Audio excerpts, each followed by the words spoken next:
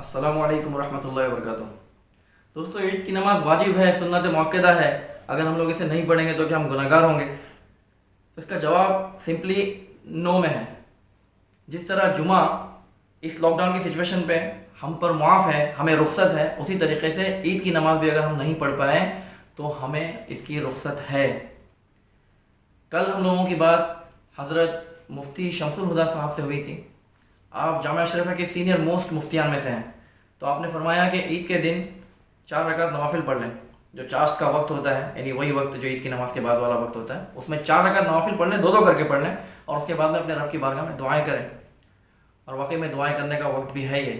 جتنی زیادہ ہم دعائیں کریں، گڑ گڑائیں، اپنے گناہوں کی معافی مانگیں اللہ تعالیٰ سے، ہو سکتا ہے کہ ہمارا رب ہم سے راضی ہو جائے اور ہمیں معاف فرما دے۔ یہ مسجدوں کا بند ہو جانا اور فیسلٹیز کا روک دیا جانا، یہ ساری چیزیں جو ہے ہمارے گناہوں کے سبب بھی ہو سکتی ہیں۔ فی الحال میں یہ نہیں کہتا کہ اسی وجہ سے ہے، کیونکہ وجہ کوئی نہیں جانتا۔ یہ وبا آئی کہاں سے، اس کا اوریجنل سورس کیا ہے، اور یہ اینڈ کیسے ہوگی، کب ہوگی، یہ ساری چیزیں ہمارے اختیار میں نہیں ہیں، یعنی اس پر ہمارا کوئی کنٹرول نہیں ہے۔ تو اس بارے میں زیادہ گفتگو کر کے بھی کوئی فائدہ نہیں ہے نا۔ تو ہمیں چاہیے کہ ہمارے علماء کرام سے وابستہ رہیں، علم دین حاصل کرتے رہیں۔ عید کی نماز عیدگاہ میں ہوگی، عید کی نماز مسجدوں میں ہوگی، تو اس کے علاوہ گھروں کے اندر جو ہے ہم لوگ نوافل پڑھ سکتے ہیں، وہ ہم لوگ پڑھیں۔